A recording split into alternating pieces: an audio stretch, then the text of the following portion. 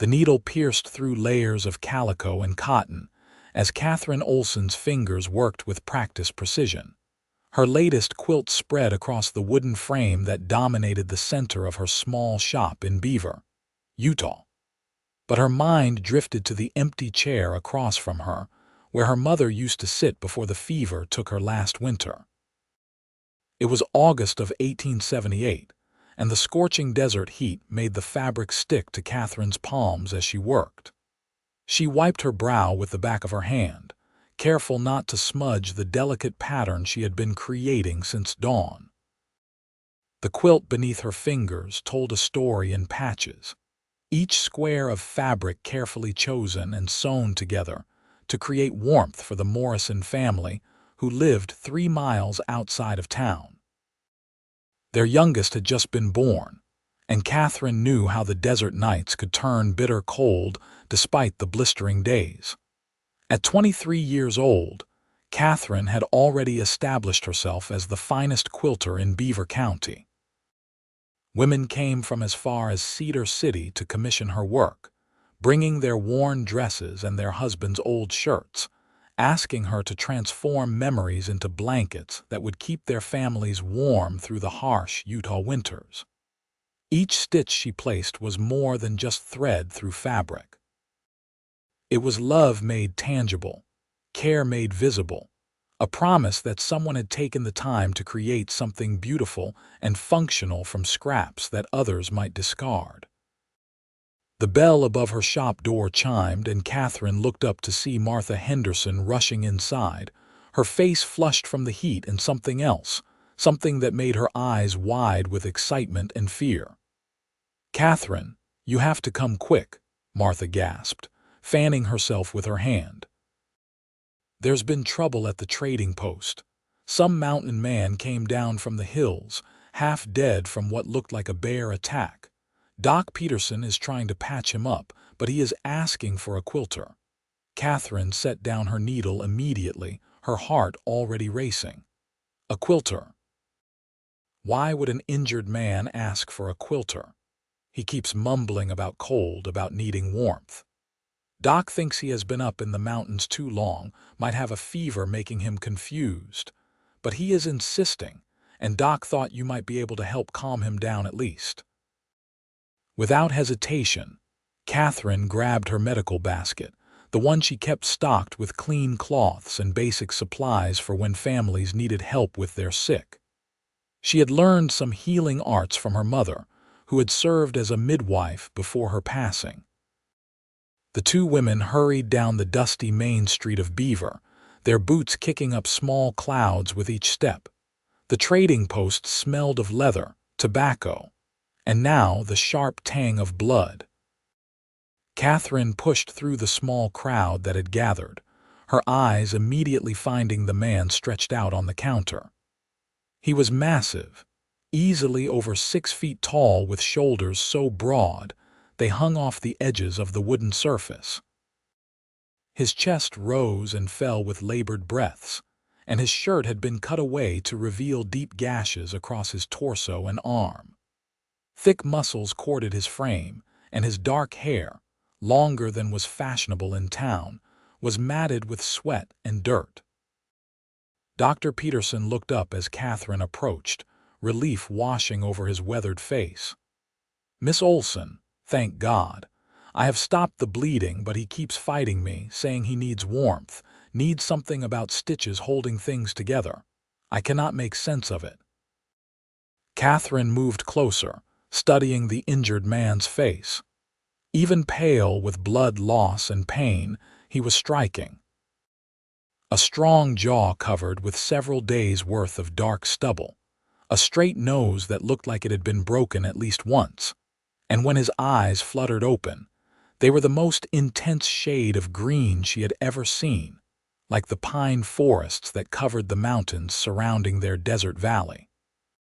"Sir," she said softly, placing her hand gently on his uninjured shoulder. "I am Katherine. I am a quilter. Can you tell me what you need?" His eyes focused on her with surprising clarity despite the obvious pain he was in. "Thaddeus," he managed to say, his voice rough as gravel. Thaddeus Young. My blanket. Lost it in the fight with the bear. Been in those mountains 6 months. That blanket was the only thing keeping me alive up there. Need something. Anything. The cold is coming. Katherine understood then. This man had been surviving in the high country, where even summer nights could drop below freezing. The trauma and blood loss were making him relive the constant struggle against the cold he had endured.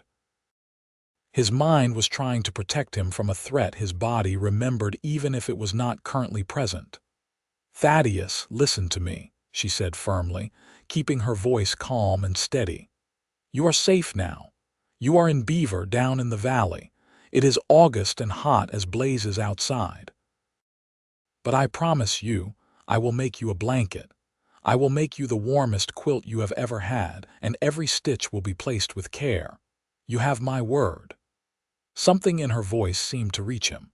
The tension in his massive frame eased slightly, and he nodded before his eyes closed again.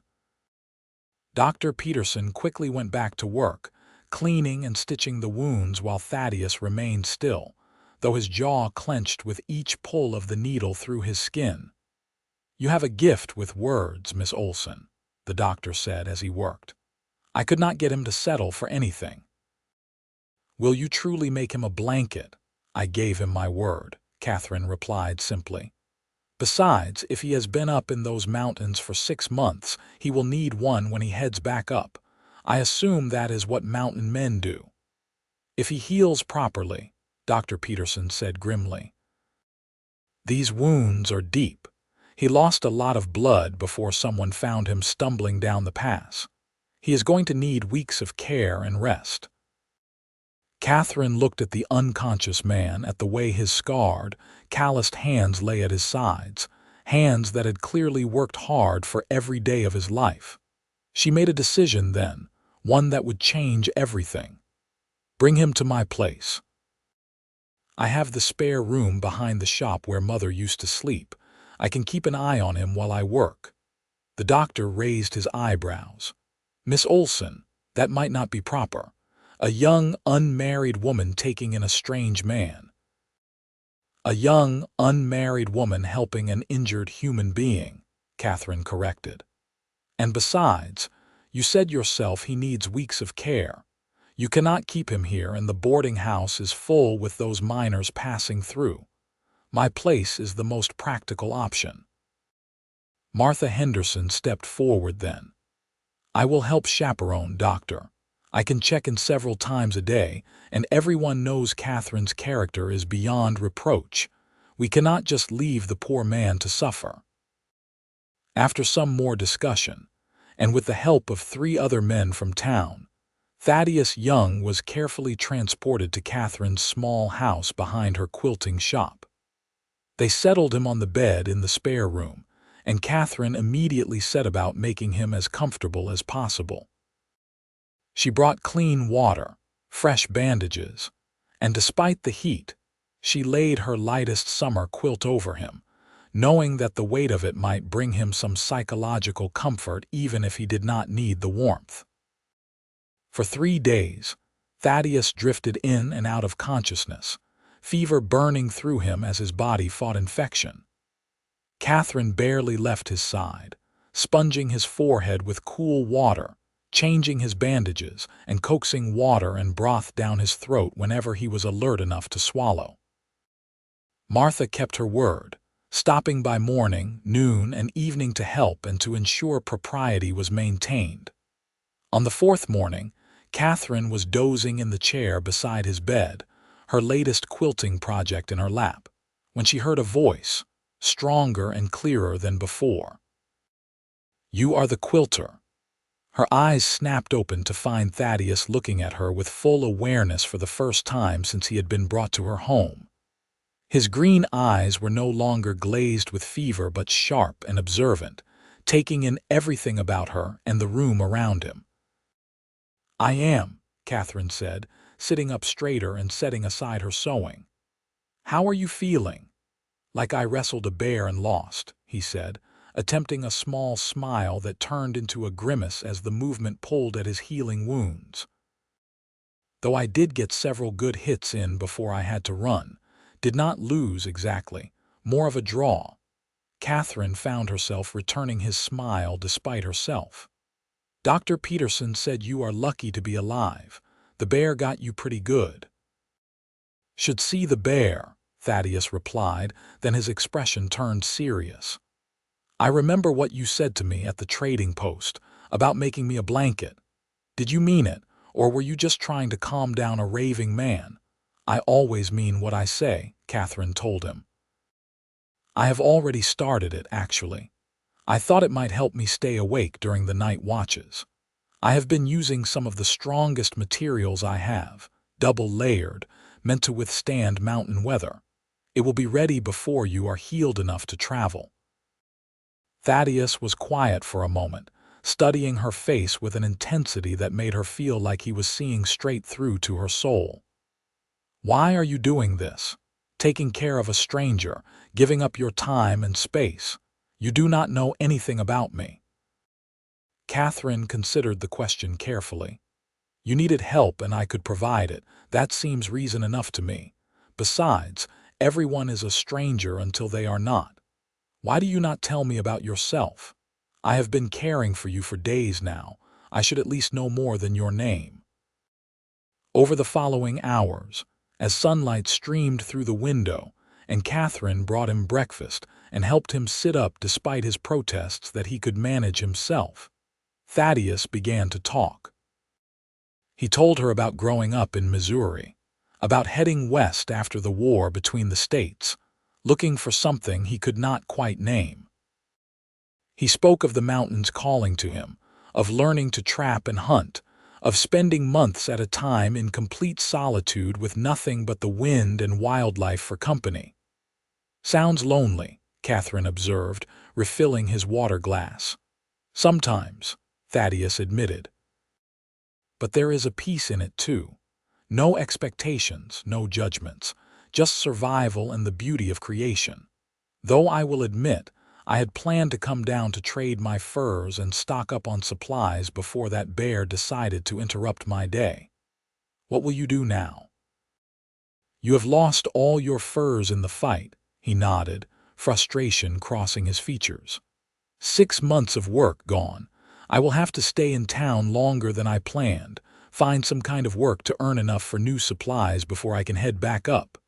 You are planning to go back. Even after nearly dying, Thaddeus met her eyes steadily. It is what I know, what I am good at. A man has to make his way in this world somehow. Katherine wanted to argue, to tell him that there were safer ways to make a living, but she saw the determination in his gaze and recognized it. It was the same determination she felt about her own work, the same certainty of purpose. Instead, she said, well, you have time to think about it while you heal. The mountains are not going anywhere. Over the next 2 weeks, a routine developed. Katherine would rise early and check on Thaddeus, bringing him breakfast and helping him with whatever he needed, though he insisted on doing more for himself each day despite her protests. Then she would work in her shop, taking commissions and creating quilts while Martha or one of the other town women sat with Thaddeus. In the evenings, Katherine would return to make dinner, and she and Thaddeus would talk. She learned that he was 26 years old, that he had a younger sister back in Missouri who was married with children, and that he sent her money whenever he came down from the mountains.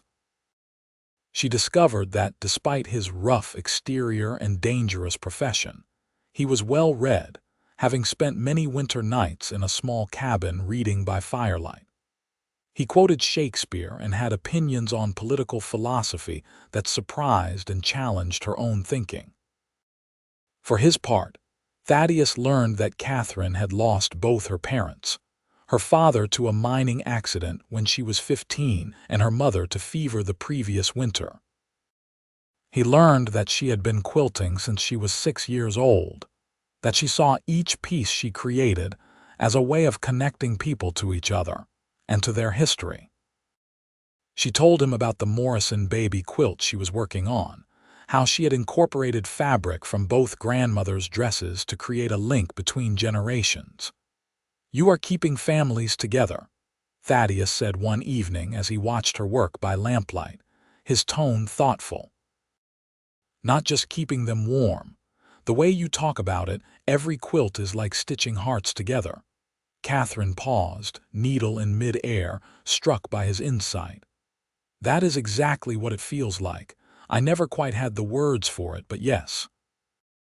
When a mother wraps her child in a quilt I have made, she is wrapping them in intention and care, in the hope that they will always feel loved and protected." "Must be nice," Thaddeus said quietly, "to create something that brings such comfort."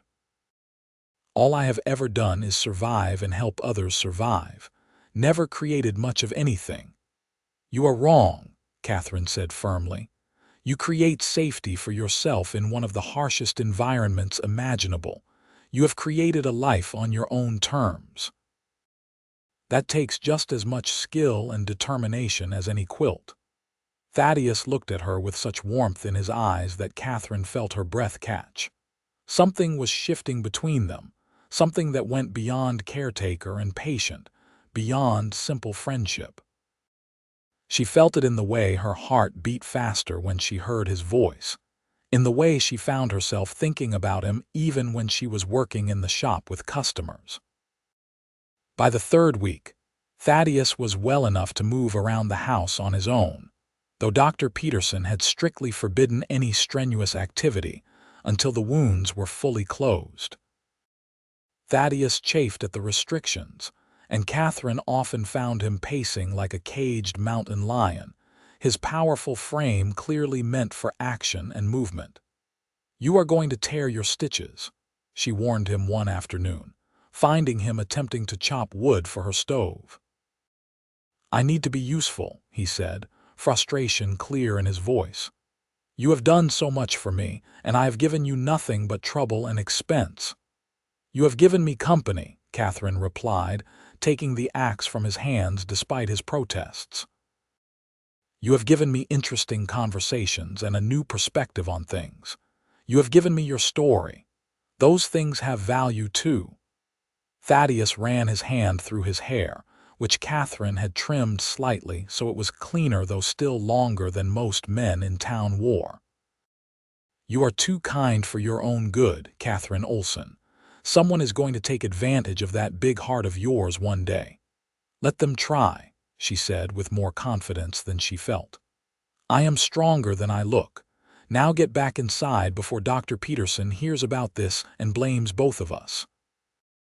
That evening, as they ate the stew she had prepared, Thaddeus grew quiet. Katherine noticed him watching her, his expression troubled. "What is on your mind?" she asked finally, setting down her spoon. "I have been thinking about what comes next," he said slowly. "I am healing well, faster than Doc Peterson expected. Another couple of weeks and I will be fit to work again. I talked to the owner of the lumber mill today when he delivered your firewood. He said he could use an extra hand and the pay would be enough to get me back on my feet." Katherine felt her stomach drop, though she tried to keep her expression neutral. "That is good news. I am glad you have found something." "Is it?" Thaddeus asked, leaning forward. "Good news, because you do not look particularly happy about it." She stood abruptly, moving to clear the dishes to hide her face. "Of course I am happy for you. You need work and you found it. That is exactly what you wanted." "Katherine." His voice was soft but insistent. "Look at me." She turned slowly, unable to resist the pull of his words.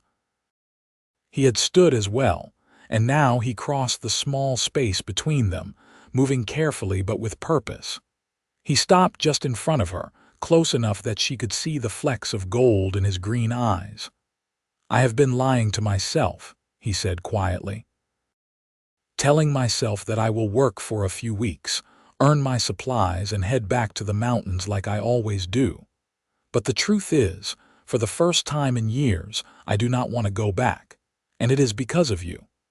Katherine's heart was pounding so hard she was sure he could hear it. "Thaddeus, you do not have to say this. You are grateful because I helped you, but that is not the same as something deeper. You think I do not know the difference between gratitude and what I feel when I look at you?" he asked, reaching up to gently tuck a strand of hair behind her ear.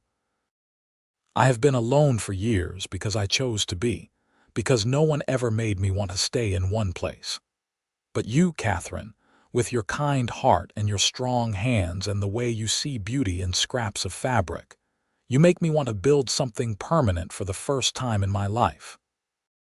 "I am scared," Katherine whispered. "I have lost everyone I have ever loved. My father, my mother. I do not know if I can bear to lose someone else." "You think I am not terrified?" Thaddeus asked, his hand cupping her cheek gently. "I fought a bear and won, but the thought of telling you how I feel has had me paralyzed for days. But I realized something while I have been healing. Your stitches are not just in fabric. Everything you do, every kindness you show, every word you speak, it is like you are stitching people's hearts back together. You did it for me. You took a broken, bleeding mountain man and you made me whole again, not just my body but something deeper."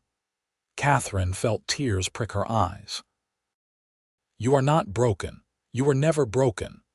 "Maybe not," he agreed. "But I was alone, and I did not even realize how much that hurt until you showed me what it could be like to have someone truly see me, to have someone care. I am in love with you, Katherine. I know it is fast, and I know we come from different worlds, but I cannot leave this town without telling you the truth. Your love, whether you have realized you feel it or not, has held my heart together in a way nothing else ever has." The tears spilled over then, but they were not tears of sadness. Katherine reached up and placed her hand over his where it still rested against her cheek. "I was so afraid to admit it, even to myself. But yes, Thaddeus, I love you too. I think I started falling for you that first day when you were fighting through pain and fever, and all you could think about was staying warm, about survival. You are the strongest person I have ever met, and yet you are gentle and thoughtful. You are everything I never knew I was waiting for." Thaddeus pulled her close, careful of his still healing wounds, and kissed her with a tenderness that belied his powerful frame. It was a kiss of promise, of hope, of two people who had found each other against all odds. When they finally pulled apart, both of them were smiling. "So what do we do now?" Katherine asked, her voice slightly breathless. "Now," Thaddeus said, "I court you properly. I work at the lumber mill and save my money. I prove to you and to this whole town that I am serious about building a life here.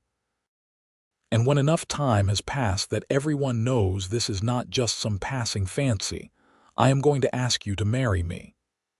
And if I said you could ask me right now and I would say yes," Thaddeus laughed, the sound rumbling through his chest, "then I would tell you that you deserve a proper courtship, with all the romance and respect that entails. I have been living like a wild man in the mountains, Katherine, but I know how to be a gentleman. My mother raised me right before she passed. You are going to get flowers and walks and proper dates, even if it kills me to wait." Katherine smiled, her heart fuller than it had been in years. "You are a good man, Thaddeus Young. I am trying to be worthy of you, Katherine Olsen." True to his word, Thaddeus started work at the lumber mill as soon as Dr. Peterson cleared him for physical labor. The work was hard, long days of sawing and hauling timber, but Thaddeus attacked it with the same determination he brought to everything. His strength, built from years of surviving in the wilderness, made him a valuable asset, and his wages reflected that. Every evening he would clean up and come to call on Katherine, bringing her wildflowers he picked on his way from the mill, or sometimes a small sweet from the general store. They would walk through town together, and Katherine would introduce him to more of the residents, watching as Thaddeus slowly integrated himself into the community. The town's initial wariness of the rough mountain man faded as people saw how he treated Katherine with such obvious respect and affection. The women at the quilting circle, Martha had invited Katherine to join, would pepper her with questions about her handsome beau, and Katherine would blush and smile and tell them carefully edited versions of their conversations. Thaddeus made himself useful beyond just his mill work. When old Mrs. Patterson's roof started leaking, he spent his Sunday repairing it. When the schoolhouse needed repairs before the fall term, he organized a group of men to help. He was proving with his actions that he was not just passing through, that he was committed to being part of Beaver's future. On Saturday evenings, weather permitting, Thaddeus would rent a wagon and take Katherine for drives into the surrounding countryside. They would talk about everything and nothing, sharing dreams and fears, learning each other's stories in deeper detail. Katherine told him about her childhood, about learning to quilt at her mother's knee, about the day her father died, and how it had felt like the world had ended. Thaddeus shared more about his time in the mountains, the beauty and the terror of it, the nights when he thought he might not survive until morning, and the moments of transcendent peace when he felt connected to something larger than himself. He talked about the war, though those stories were harder, and Katherine learned not to push when she saw the shadows cross his face. One September evening, as they sat on a blanket watching the sunset paint the desert sky in shades of orange and purple, Thaddeus asked, "Do you ever wish for a different life? Something more exciting than quilting in a small Utah town?" Katherine considered the question carefully. "I think people mistake quiet for boring. My life is rich in ways that matter to me. Every quilt I create goes home with a family who will use it for years, maybe generations. I am literally weaving myself into the fabric of this community. What could be more meaningful than that?" "You are right," Thaddeus said, taking her hand in his much larger one. "I used to think excitement meant danger and isolation. But being with you, being part of a community, watching you work and seeing how much you are valued here, that is an adventure too. A different kind, but no less important." "Do you miss the mountains?" Katherine asked, squeezing his hand. "Sometimes," he admitted. "I miss the silence, the simplicity, but I do not miss being alone, not anymore. You have shown me that connection is worth more than solitude. Though I will admit, I keep thinking it would be nice to take you up there someday, show you the places I used to roam. Maybe we could have a small cabin up in the high country, somewhere to go in the summers when the heat down here gets unbearable." Katherine's eyes lit up. "I would love that. I have never been much higher than the foothills. The idea of seeing what you saw, understanding that part of your life, that would be wonderful." "Then we will do it," Thaddeus promised. "Maybe next summer, once we are settled." It was the first time he had spoken so directly about their future together, and Katherine felt a flutter of anticipation in her chest. They were building towards something, and both of them could feel it. As October arrived and the desert heat began to ease, Katherine finished Thaddeus's quilt. It was the finest work she had ever done, a pattern of interlocking stars in deep blues and greens that reminded her of his eyes and the mountain forests he loved. She had double-layered it as promised, adding extra batting between the layers, and every stitch was placed with not just care but with love. She presented it to him on a cool evening in her shop after closing, spreading it out so he could see the full effect. Thaddeus stood silently for a long moment, his hand reaching out to touch the fabric gently, as if he could not quite believe it was real. "Katherine," he said finally, his voice rough with emotion, "this is extraordinary. I have never seen anything so beautiful." "It is meant to keep you warm," she said softly. "Wherever you go, whatever you do, I want you to have this reminder that someone cares about you, that someone wants you to be safe and comfortable." Thaddeus pulled her into his arms, holding her close. "I do not deserve you. I do not deserve any of this." "Yes, you do," Katherine said firmly, pulling back to look at him. "You deserve love and care and a home. You deserve all of it." "Then marry me," Thaddeus said suddenly. "I know I said I would wait, that I would do this properly, but I cannot wait any more. I love you, Katherine. I want to build a life with you. I want to wake up next to you every morning and fall asleep beside you every night. I want to be the one who chops your wood and fixes your roof and holds you when you are sad. I want to give you children if God blesses us with them, and I want to grow old watching you create beauty from scraps of fabric. Marry me, please." Katherine felt tears streaming down her face, but she was smiling so wide her cheeks hurt. "Yes, yes, of course yes." Thaddeus kissed her then, deep and passionate, and when they finally broke apart, both of them were laughing and crying at the same time. He reached into his pocket and pulled out a simple gold band. "I have been carrying this for 2 weeks," he admitted, "waiting for the right moment, but realizing just now that every moment with you is the right moment."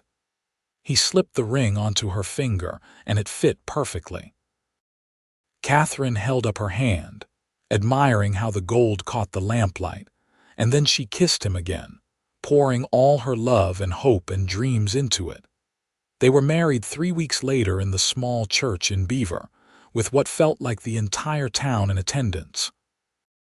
Katherine wore her mother's wedding dress, altered to fit her smaller frame, and carried wildflowers that Thaddeus had ridden out to pick at dawn. Martha served as her attendant, and the mill owner stood up for Thaddeus. It was simple and beautiful and perfect. Dr. Peterson, who had become a friend to both of them over the months, gave a toast at the small reception held in the church hall. "I have practiced medicine for 30 years, he said, "and I have learned that healing is about more than just stitching wounds and setting bones. Sometimes, the best medicine is human connection." I watched Miss Olsen, now Mrs. Young, nurse Thaddeus back to health with such dedication and care. And I watched Thaddeus transform from a solitary mountain man into a valued member of our community, all because he found someone worth staying for. They have healed each other in ways no doctor ever could. The words resonated with Katherine as she stood beside her husband, his arms strong and steady around her waist. They had both been broken in different ways, both alone, and they had found wholeness in each other. The newlyweds moved into Katherine's small house, with Thaddeus adding a bedroom and expanding the kitchen during the following months. He continued working at the mill, and Katherine continued her quilting, but now they did it as partners, building a life together. In the evenings, Katherine would sew while Thaddeus read aloud to her, or they would simply talk, sharing the small details of their days. As winter set in, bringing cold nights to the desert valley, they would wrap themselves in the quilt Katherine had made for Thaddeus, and he would tell her that it was not just the fabric keeping him warm but her love, her presence, the life they were creating together. In March of 1879, Katherine discovered she was pregnant. She told Thaddeus one evening after dinner, watching his face carefully to gauge his reaction. For a moment, he simply stared at her, and then a smile broke across his features, so bright and genuine that it took her breath away. "We are going to be parents?" he asked, his voice full of wonder. "In about 6 months, yes," Katherine confirmed, laughing as he picked her up and spun her around gently before remembering her condition and setting her down carefully, his hands going to her still flat stomach. "I am going to be a father," he said, the realization settling over him. "I am going to have a family, a real family." "You already have a family," Katherine reminded him gently. "We are already a family. This baby is just an addition to what we have built." But she understood what he meant. Thaddeus had been alone for so long, and now he was going to have a child, a legacy, someone to raise and love and teach. It was overwhelming in the best possible way. Katherine continued her quilting work through her pregnancy, though she started refusing the more complex commissions as her body changed and tired more easily. Instead, she focused on creating small quilts and blankets for their coming child, each one a different pattern, each one filled with hopes and dreams for the baby they would soon meet. Thaddeus became even more protective, if that was possible. He insisted on doing all the heavy lifting in the house, fretted over her when she worked too long, and talked to her stomach in the evenings, telling their unborn child stories about the mountains and promising adventures once they were old enough. "What if I am not a good father?" he asked one night, the fear finally surfacing. "You will be wonderful," Katherine assured him. "You are kind and strong and patient. You have already shown me in 100 ways how capable you are of love. Our child will be lucky to have you. I just keep thinking about all the things that could go wrong, all the ways I could fail." "That is what every parent thinks," Katherine said, taking his hand and placing it on her belly where the baby was kicking. "Feel that. That is our child, strong and healthy and fighting already. You gave them that strength. You gave me the security and love that has allowed me to carry them safely. You have already been a good father, Thaddeus." The baby came in late September, arriving with the first cool breezes of autumn. The labor was long and difficult, and there were moments when Thaddeus, waiting in the other room with Dr. Peterson's assistant while the doctor and Martha attended Katherine, thought he might lose his mind from fear and helplessness. But finally, after nearly 20 hours, he heard a baby's cry, strong and loud and indignant. Martha emerged with tears in her eyes and a huge smile. "You have a son, a big, healthy boy with a set of lungs like you would not believe, and Katherine is tired but fine. Come meet your son." Thaddeus entered the room to find Katherine propped up in bed, exhausted but radiant, holding a tiny bundle wrapped in one of the quilts she had made. She looked up as he approached, her eyes shining. "Thaddeus, meet your son. I thought we could name him Thomas after your father." Thaddeus carefully took the baby, this tiny person who was part him and part Katherine, part mountain man and part Quilter, the physical embodiment of their love. Thomas had a shock of dark hair and had his eyes scrunched closed, but when Thaddeus held him, the baby settled immediately, as if recognizing his father's touch. "Hello, Thomas," Thaddeus whispered. "I am your father, and I promise you right now, I am going to spend every day of my life making sure you know you are loved. You are going to grow up with a roof over your head and warmth in your bed and parents who would move mountains for you." Katherine watched her husband with their son and felt her heart expand in a way she had not known was possible. This was her family. This was what all those years of loneliness and loss had been leading to. This moment, this perfect, beautiful moment. Thomas proved to be an easy baby, sleeping well and nursing strongly. As he grew, it became clear he had inherited his father's build, with strong limbs and a solid frame. He also had Katherine's quiet observation skills, watching everything around him with serious attention. Thaddeus threw himself into fatherhood with the same intensity he brought to everything. He built Thomas a beautiful cradle by hand, working late into the evenings to carve details into the wood. He fashioned small toys and would spend hours just watching his son sleep, as if he could not quite believe this miracle was real. Katherine continued her quilting, now with Thomas in a sling against her chest or napping in his cradle beside her work table. She found that mothers were even more drawn to her work now, seeing her as one of them, understanding the specific kind of love that went into creating something to keep your child warm. As Thomas learned to crawl and then walk, the house rang with his laughter and babbling. Thaddeus would come home from the mill covered in sawdust, and Thomas would toddle toward him with arms outstretched, uncaring about the dirt. Those moments, Thaddeus would tell Katherine later, were the ones he lived for. When Thomas was 2, Katherine became pregnant again. This time, the pregnancy was easier, her body knowing what to do. She continued working longer into her term, and when their daughter arrived in the spring of 1882, it was a quicker labor. They named her Sarah after Katherine's mother, and she had her mother's dark hair and her father's green eyes.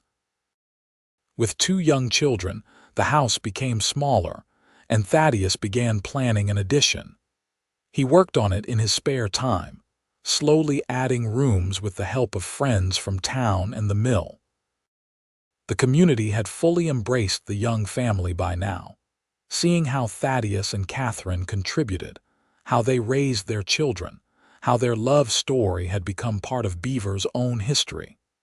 The summers were hardest, with the desert heat bearing down and 2 small children to manage. True to his word from years before, Thaddeus began taking Katherine and the children up to the mountains for a few weeks each summer. He had built a small cabin in a high meadow, using money he had saved carefully over the years. It was simple but sturdy, with a stone fireplace and a porch that looked out over a valley that took Katherine's breath away. Those summer weeks became sacred family time. Thaddeus taught Thomas to fish and identify animal tracks. Katherine brought her quilting and would work in the cool mountain air while Sarah played nearby. At night, they would wrap themselves in quilts and sit by the fire, Thaddeus telling stories about his time as a mountain man, though edited for young ears. "You ever regret it?" Katherine asked him one evening after the children were asleep, the 2 of them sitting on the porch watching stars emerge in the darkening sky. "Giving up that life for this one," Thaddeus pulled her closer against his side. "Not for a single second. That life was what I needed then, but this is what I need now. You, the children, the community we have built in Beaver, this is everything I never knew I was looking for." "You have given me so much," Katherine said softly. "A family, security, love.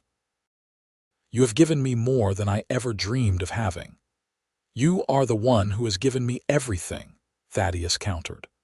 "That day I stumbled into Beaver, half dead and out of my mind. I had no idea I was about to meet the woman who would change my entire life. You took care of me, yes, but you did so much more than that. You showed me what home really means. You showed me that strength is not just about surviving alone in the wilderness, but about building something lasting with someone else. You taught me that the bravest thing I could do was open my heart and let someone in." Katherine turned to kiss him, the kind of kiss that still made her heart race even after years of marriage. "I love you, Thaddeus Young. More than all the fabric in all the world, more than every stitch I have ever placed. And I love you, Katherine Young. You are the thread that holds my whole life together. Your love has not just held my heart together, it has given my heart purpose. Every beat is for you and for the family we have created." Over the years, their family continued to grow.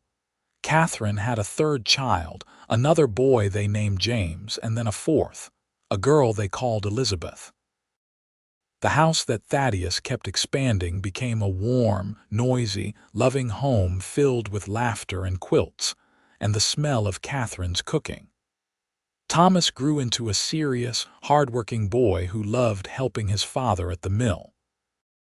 Sarah inherited her mother's artistic eye and started learning to quilt at a young age, sitting beside Katherine and learning the same way Katherine had learned from her own mother. James was the adventurous one, always climbing trees and getting into mischief, reminding both parents of Thaddeus's independent spirit.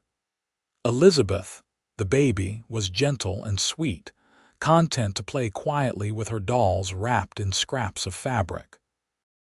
Katherine's reputation as a quilter grew beyond just Beaver. People came from all over southwestern Utah to commission her work. She had to start keeping a waiting list, and she raised her prices not out of greed but necessity. She simply could not take every commission and still have time for her family. Thaddeus eventually became a partner in the lumber mill, his hard work and dedication paying off. He was respected in the community, serving on the town council and helping to make decisions about Beaver's future. The rough mountain man who had stumbled into town bleeding and feverish was now one of its most upstanding citizens.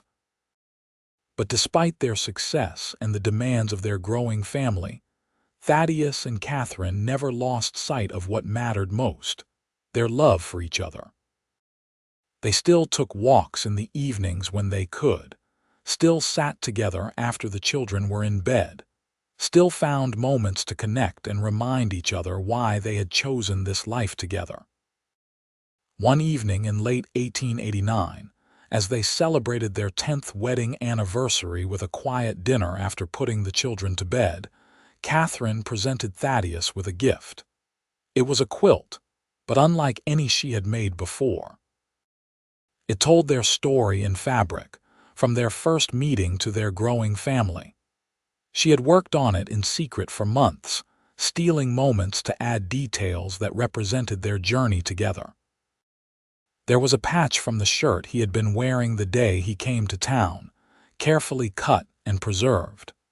There were pieces from her mother's old quilts and from baby clothes each of their children had worn. There were fabrics in the colors of the mountain meadows he had shown her and the desert sunsets they had watched together. The entire quilt was a visual representation of their life, their love, their family. Thaddeus studied it for a long time, his eyes growing misty as he recognized each element. "This is incredible," he said finally. "How did you find the time to make something so detailed?" "The same way I find time for everything important," Katherine replied. "By making it a priority. I wanted you to have something that showed you how much our life together means to me. Every stitch in this quilt is a memory, a moment, a piece of the love we have built." "You know what I realized," Thaddeus said, pulling her into his arms.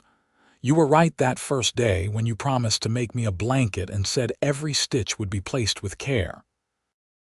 You have been stitching my life together ever since, piece by piece, memory by memory. You have taken a man who was literally falling apart and made him whole. You have given me a family, a home, a purpose. You are the finest quilter in the territory, not just because of your technical skill, but because you understand that quilting is about more than fabric. It is about love made visible." Katherine kissed him then, deeply and thoroughly, conveying everything she felt for this man who had come into her life as a stranger and become her everything. "We have stitched each other together," she corrected. "You gave me courage when I had grown too scared to open my heart again. You gave me children and security and adventure. We have made each other whole." As the years continued to pass, Thaddeus and Katherine watched their children grow and begin lives of their own. Thomas, serious and steady, eventually took over much of the mill operations from his father. He married a quiet girl from Cedar City and gave Katherine and Thaddeus their first grandchildren. Sarah, true to her artistic nature, not only became an accomplished quilter in her own right, but also started painting, capturing the desert and mountain landscapes on canvas. She married a rancher and combined her artistic pursuits with ranch life. James, the adventurous one, spent several years exploring the West, much as his father had done, before finally settling down with a spirited woman he met in Nevada. They returned to Beaver and bought a small spread outside of town where they raised horses. Elizabeth, the gentle youngest child, became a teacher, dedicating herself to educating the children of Beaver and the surrounding areas. She eventually married the new doctor who came to town, a kind man who reminded Katherine in some ways of Dr. Peterson, who had since retired.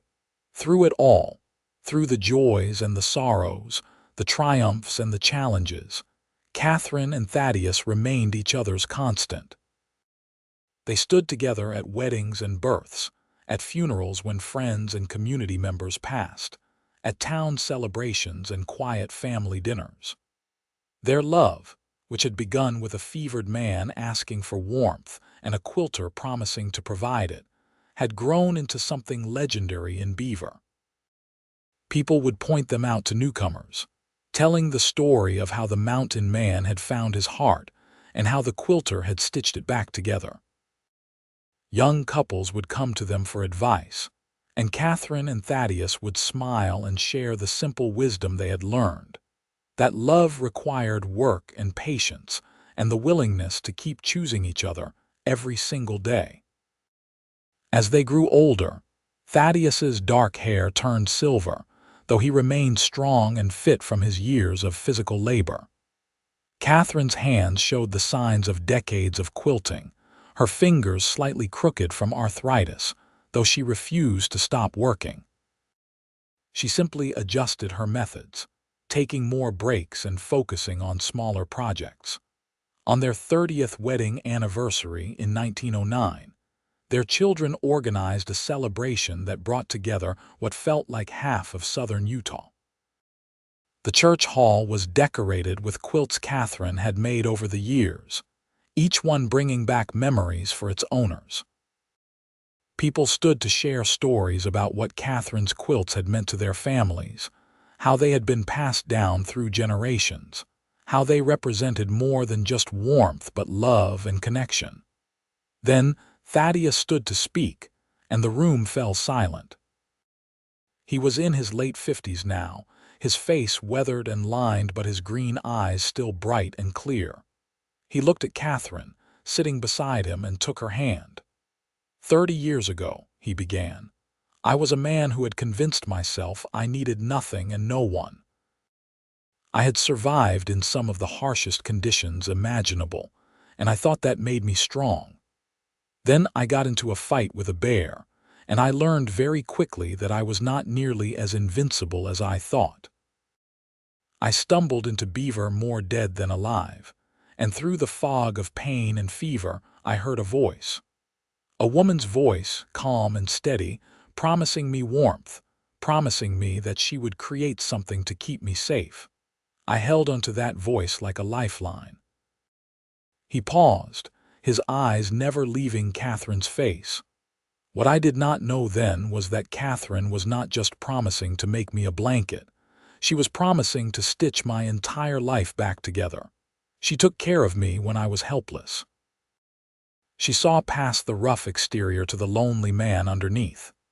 She chose to love me when I had given her no particular reason to do so beyond the basic human decency of helping someone in need, and in doing so she gave me everything. A home, a family, a purpose, a life worth living. Katherine had tears streaming down her face now, and she was not alone.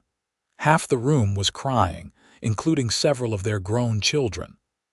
I know everyone here knows Katherine as the finest quilter in Utah, maybe in the whole West, Thaddeus continued. Her work is extraordinary, her skill unmatched.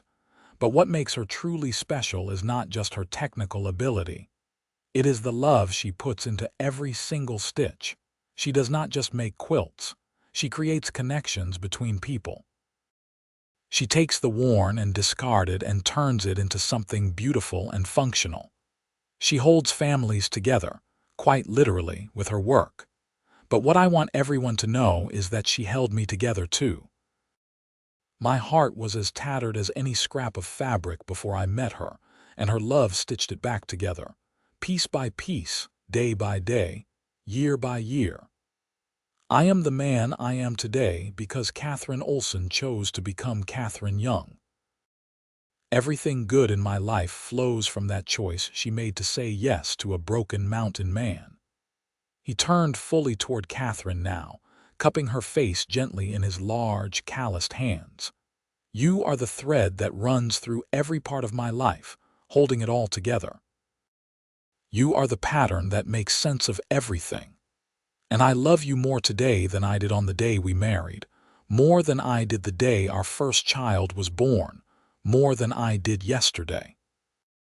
Every day with you is a gift, and if I could go back and do it all again, I would not change a single thing, even the bear attack, because it brought me to you." The room erupted in applause as Thaddeus kissed his wife, and Katherine held him tight, overwhelmed by the depth of emotion in his words. When they finally pulled apart, she stood as well, her voice shaking slightly as she addressed the crowd. "I was alone when Thaddeus came into my life," she said. "I had lost both my parents, and I had thrown myself into my work because it was easier than facing the loneliness. I told myself I was fine, that I had my quilting and my community, and that was enough. Then this impossibly stubborn, impossibly brave man showed up, fighting through pain to stay alive, and something in me woke up. I saw someone who needed help, yes, but I also saw someone who understood, in a way few people did, what it meant to fight for survival. We were both surviving, just in different ways. And then somehow, we moved beyond just surviving and into really living. Together, we built this incredible life. We created a family, we made a home, we became part of this wonderful community.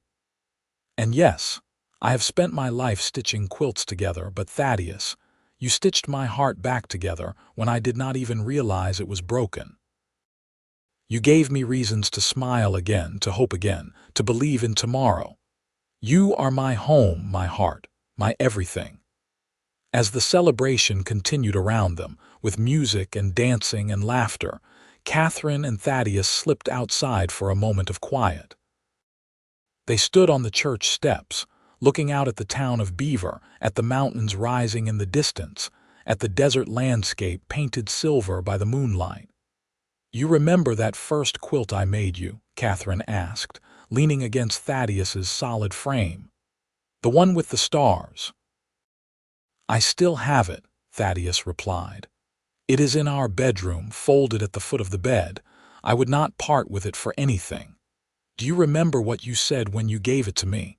That you wanted me to always have a reminder that someone cared. I remember. You have given me that reminder every single day for 30 years, Thaddeus said. Not just in quilts, though God knows you have made enough of them to keep half the territory warm, but in every word, every touch, every smile. You have shown me what it means to be truly loved, and that is a gift beyond measure." They stood in comfortable silence for a while, simply holding each other and soaking in the magnitude of what they had built together. 3 decades of love, 4 children, a growing number of grandchildren, a life rich in every way that mattered.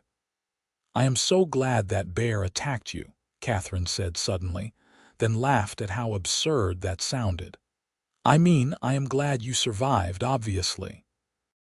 But I am glad the universe or fate, or whatever you want to call it, brought you to Beaver that day. I cannot imagine what my life would have been without you." "I think about that sometimes," Thaddeus admitted. "What would have happened if I had taken a different path down from the mountains, or if I had given up during that fight, or if you had not been the one at the trading post when Doc Peterson needed a quilter? How many small moments had to align perfectly for us to find each other? It makes me believe in something bigger than coincidence. It makes me believe we were meant to find each other. Meant to stitch each other back together," Katherine added with a smile. "2 broken people becoming whole. 2 whole people becoming even better," Thaddeus corrected gently. "You were never broken, Katherine. Grieving, lonely maybe, but never broken. Just like I was not broken, just lost. We found each other and we built something beautiful. That is not about fixing what was wrong. That is about 2 strong people choosing to be even stronger together." Katherine felt tears prick her eyes again, moved by his words. Even after all these years, Thaddeus could still surprise her with his insight, with the thoughtfulness that lay beneath his strong exterior. They returned to the celebration eventually, to their children and grandchildren, to their friends and community. They danced together, moving with the easy familiarity of decades of partnership. They cut into a magnificent cake that Sarah had made, decorated with a quilted pattern in frosting. They accepted congratulations and well wishes from people whose lives they had touched over the years. As the evening wound down and their children began taking their own families home, Thomas approached his parents. "Father, Mother, Sarah and I were talking, and we want you to come stay with us next month. You have been working so hard for so long. You deserve a rest." Thaddeus and Katherine exchanged glances, communicating silently in the way long married couples could. "That is kind of you, son," Thaddeus said, "but we are not quite ready to slow down yet. Your mother has commissions lined up for the next 6 months, and I am still working at the mill a few days a week. We are old, not ancient." Thomas smiled. "I did not think you would agree, but Sarah said I had to try. You are both as stubborn as ever." "We prefer to think of it as determined," Katherine said, hugging her eldest, "but we appreciate the thought." After everyone had left and they had cleaned up, Thaddeus and Katherine made their way home through the quiet streets of Beaver. The house they entered was the same one Katherine had owned when they met, though Thaddeus had expanded and improved it so much over the years that little of the original structure remained. It was filled with quilts and memories, with photos of their children and grandchildren, with evidence of a life well lived. They prepared for bed with the comfortable routine of 3 decades, and then they climbed under the quilts on their bed, including the very first one Katherine had made for Thaddeus all those years ago. Thaddeus pulled Katherine close and she rested her head on his chest, listening to the steady beat of his heart. "Thank you," she whispered into the darkness. "For what?" Thaddeus asked, his fingers gently stroking her hair. "For everything. For loving me, for building this life with me, for being the man you are, for being my home." "I could say the same to you," Thaddeus replied. "You are the best thing that ever happened to me, Katherine Young. Your love truly has held my heart together all these years. Without you, I would still be that lonely mountain man, existing but not really living. You taught me what it means to have a full life, a full heart. You are my everything." They fell asleep like that, wrapped in each other's arms and in the quilts Katherine had made, stitches holding fabric together just as their love held their hearts together. Outside, the stars wheeled overhead, the same stars that had watched a wounded mountain man stumble into a small desert town decades before, the same stars that had watched a lonely quilter promise to create warmth for a stranger, never knowing she was promising so much more. The years ahead would bring more joy and some sorrow, as all lives do. There would be more grandchildren and eventually great-grandchildren. There would be illnesses faced and overcome, losses mourned, victories celebrated. But through it all, Thaddeus and Katherine would remain constant to each other, their love deepening and strengthening with each passing year. When they were in their 70s, Thaddeus finally retired fully from the mill, and Katherine's hands forced her to stop quilting as much, though she still created pieces for special occasions. They spent their days in quiet contentment, surrounded by family, secure in the knowledge that they had built something lasting, not just in the quilts that graced homes throughout Utah, but in the lives they had created, the children they had raised, the community they had helped build. Thaddeus passed away peacefully in his sleep at age 78, with Katherine holding his hand. His last words to her were, "You stitched my heart back together, and you held it safe all these years. Thank you for the life you gave me. I love you beyond measure." Katherine lived another 5 years, long enough to see 2 more great-grandchildren born and to finish one last quilt, a masterpiece that incorporated fabric from every important moment of her and Thaddeus's life together. She gave it to Thomas with instructions that it be kept in the family forever, a tangible reminder of the love story that had begun with a wounded man and a promise of warmth.